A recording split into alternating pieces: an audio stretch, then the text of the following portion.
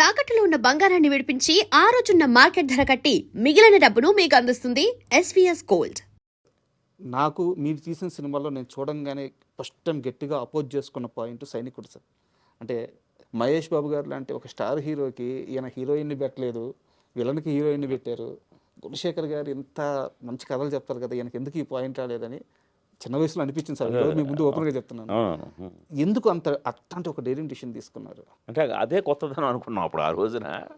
అసలు ఆ అమ్మాయి దృష్టిలో ప్రకాష్ అదే ఇర్ఫాన్ ఖాన్ హీరో, మహేష్ బాబు విలను అమ్మాయి దృష్టిలో.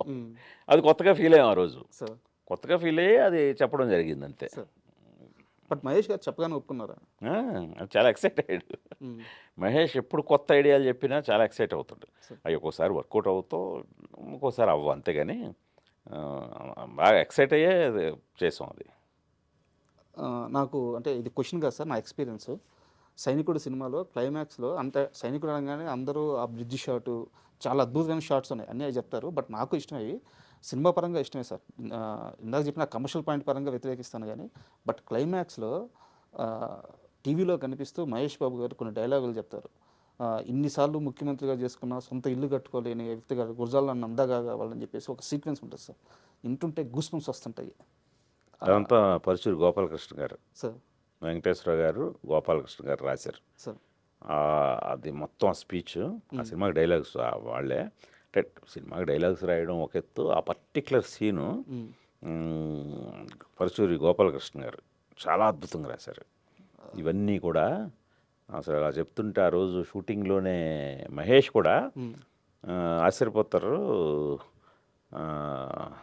మన్నాడు షూటింగు జనరల్గా చాలా ఎక్కువ డైలాగులు ఉన్నాయి కదా అని నేను, బాబు ఒకసారి డైలాగ్ పేపర్ చూస్తారు, జనరల్గా చూడతాను. సెట్కి వచ్చిన తర్వాత చూసి, ఎందుకంటే ఎప్పుడు ఫుల్ ఆల్రెడీ బాగా డైరెక్టర్లు అతనికి ఎక్కించేసి ఉంటారు క్యారెక్టర్. సో అలాగే మెమరీ పవర్ కృష్ణ గారి లాగే తనకి ఒకసారి సీన్ పేపర్ చూసుకున్నాడంటే వచ్చేస్తాయి. కానీ నేనే ఈ చాలా ఆయన దాదాపు 4-5 పేజీలు ఉంటుంది అది డైలాగు. సో అవి చాలా బాగున్నాయి వేరే. గోపాలకృష్ణ గారు అద్భుతంగా రాశారు. సో దాంతో నాకు ఎందుకని మంచిదని నెక్స్ట్ డే షూటింగ్కి రాత్రి ఫోన్ చేసి, బాబు ఇలా కొంచెం ఎక్కువ డైలాగులు ఉన్నాయి, ఒకసారి సీన్ పేపర్ పంపించిన అన్న అని అంటే, మరీ ఎక్కువ ఉన్నాయా అన్నాడు. అవును బాబు మరీ ఎక్కువ ఉన్నాయి, కానీ ఇంట్రెస్టింగ్ ఉన్నాయి, మీరు ఒకసారి చదవండి, మీకు ఎంతవరకు ఇంట్రెస్టింగ్ ఉందో చూద్దాం అని అంటే సార్ పంపించాను. మన్నాడు మార్నింగ్ షూటింగ్ వచ్చాడు. వచ్చి, బాబు ఏమైనా తగ్గిద్దామా అంటే, వద్దు అస్సలు తగ్గించొద్దు, రెడీ అన్నాడు. రెడీ అని ఆ 4 పేజీల డైలాగు సింగిల్ టేక్లో, నేను 2 కెమెరాలు పెట్టాను, ఆ 2 కెమెరాలు ఒకే టేక్లో ఒక్క ఇది కూడా లేకుండా చెప్పేశాడండి. అసలు 4 పేజీలు అది మీరు చూస్తే ఆ సీన్ చూడండి మళ్ళీ ఒకసారి. సింగిల్ టేక్లో కెమెరాలు 2 పెట్టాను. అసలు ఆ రోజు వాళ్ళందరికీ గూస్ బంప్స్ వచ్చాయి, సెట్లో ఉన్న వాళ్ళందరికీ క్లాప్స్. బట్ నేను అంటే టెక్నికల్గా నాలెడ్జ్ లేకపోవడం వల్ల నేను గమనించలేకపోయానేమో సార్ సింగిల్ టేక్ అని. సింగిల్ షాట్ కాదు, షాట్లు కట్ అవుతాయి. 2 కెమెరాలు పెట్టాను, సింగిల్ టేక్, అది సింగిల్ షాట్ కాదు, ఒకే టేక్లో చేశాడు ఆయన. ఎక్స్ప్రెషన్స్ కానీ చాలా నిజంగా చాలా బాగుంటుంది. పర్టికులర్ గుర్తు ఈ రోజుకి దాన్ని అస్తమానం ప్లే చేస్తుంటారు అది. సైనికుడు సినిమాకి సంబంధించి నా దగ్గర ఒక ఇన్ఫర్మేషన్ ఉంది సార్. యుఎస్లో స్టార్స్ని తీసుకెళ్ళి ఫస్ట్ వేసిన ప్రీమియర్ అదే అనుకుంటాను. అవును, మహేష్ బాబు గారిని తీసుకెళ్లారు, మీరు వెళ్ళారు.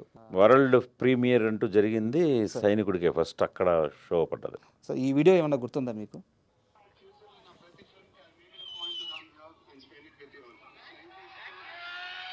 అక్కడ యూఎస్లో ఆ ప్రీమియర్స్. ఇక్కడ వెనకాల ఒక అతను ఉన్నారు కదా సార్, మీ కరెక్ట్గా మీ వెనకాల సన్నగా, ఎవరది? మా చైర్మన్ గారు సార్. అవునా? వాసు గారు. కరెక్ట్, ఎందుకంటే వాళ్ళే అరేంజ్ చేశారు. ఐ డ్రీమ్ వాసు గారే కంప్లీట్. ఆ ఒక్క దాంట్లో మీరు చిన్న దాంట్లో చూడకపోయాడు ఆయన, వాసు గారు కంప్లీట్ మాతో పాటు ఉన్నారు. అంటే యాక్చువల్గా మీతో ఇంటర్వ్యూ అనగానే ఆయన ఒక మాట అన్నారు, సినిమాని ప్రేమిస్తాడు రాజా ఆయన, అట్లాంటి మనిషిని నేను మళ్ళీ చూడలేదు నా లైఫ్లో, పిచ్చి సినిమా అంటే వేరే వ్యాపకం ఉండదు, వేరే వ్యాపారం ఉండదు, వేరే పని చేసుకోవాలని ధ్యాస ఉండదు. పిచ్చి సినిమా అంటే ఆ రోజు ఈ ఒక్క సిటీనే కాదు చాలా సిటీలు తిరిగారంట. అవును. సో ఆయనకి ఏమైనా ఇన్సిడెంట్ గుర్తుంటుందేమో అని ఎందుకుండదు, అన్నారు. మొత్తం ఆయనే కదా కంప్లీట్ ఈ అరేంజ్మెంట్స్ అన్నీ చేసింది. మహేష్ని, నన్ను, దత్తు గారు, మేమందరం వెళ్ళిన కూడా ఉన్నారు. ఆయన మొత్తం ఆయనే కీ రోల్. సార్ ఆయన ఎలా మర్చిపోతాను ఇప్పుడు, అంటే అంత చిన్న దీంట్లో ఆయన నేను గుర్తుపట్టలేదు ఆ చిన్న వీడియోలో, సార్ బట్ మొత్తం ఆయనే లీడ్ చేసింది. అండ్ ఇంకో ఇన్సిడెంట్ కూడా షేర్ చేసుకున్నాం సార్. మా దగ్గర టిఎన్ఆర్ గారు అని ఒక యాంకర్ అవును ఉండేవారు. అవును అవును అంటే అవును, నాకు తెలుసు తెలిసి TNR. యాంకరింగ్లో ఒక లెజెండరీ స్థాయికి వెళ్ళారు. అవునవును. ఆయనకి చాలా ఎర్లీ స్టేజ్లో ఇంటర్వ్యూలు ఇచ్చిన వారిలో మీరు ఒకరు. సార్ చెప్పారు, గుణశేఖర్ గారికి అప్పుడు నాకున్న పరిచయం మేర ఫోన్ చేశాను, ఒక్క మాట అంటే అప్పుడు టిఎన్ఆర్ గారు ఎవరో అవును, ఎవరికి తెలియదు, అవును, అవును. బట్ మీరు వచ్చి అవును, ఆ రోజు అంటే వాసు గారు నాకు బాగా టచ్లో ఉండేవారు. సార్. నాకు ఆయన ఐ డ్రీమ్తో ఆయన ఎదుగుదల కూడా చూశాను నేను. సార్ ఆయన కూడా ఒక మంచి టేస్ట్ ఉన్న వ్యక్తి. సార్ ఆయన చాలా అడ్వాన్స్డ్గా ఆయన ఆలోచనలు ఉంటాయనడానికి I dream example. Thank you sir. ఎందుకంటే ఆ రోజుల్లోనే ఆయన ఈ రోజుల్ని ఊహించగలిగారు. అప్పట్లో ఒక YouTube channel, website, I dream ఇవన్నీ అంటుంటే అందరికీ పెద్ద అర్థమయ్యేది కాదు. అవును బట్ ఆయన నిజమైన విజనరీ. ఈ రోజున మరి ఐ డ్రీమ్ ఆ రోజున ఆయన నెలకొల్పబట్టి ఈ రోజున మరి ఎంతమందికి అది ఉపాధిగా ఉంది, ఎలా షైనింగ్లో రైజింగ్లో మామూలు లేదు కదా. సార్ మీకు ఐ డ్రీమ్ అనగానే ఒక అద్భుతమైన ఒక బ్రాండ్ అయిపోయింది, ఒక మంచి ఇంప్రెషన్ కూడా ఉంది. ఊరికనే ఏదో ఒక ఇది చెప్తారు అనేది కాకుండా దాని వెనకాతల ఆయన కృషిని నేను స్వయంగా చూసినోడిని. మీరంటే ఇప్పుడు ఈ మధ్య జాయిన్ అయి ఉంటారు. అంతే సార్. నేను ఆయన ఎదుగుదలని చూస్తూ చాలా ఇన్స్పైర్ అవుతుంటాను కూడా. ఆయన ఎదుగుదలను చూసి నాకు కూడా చాలా ఇష్టం. Thank you sir. అది.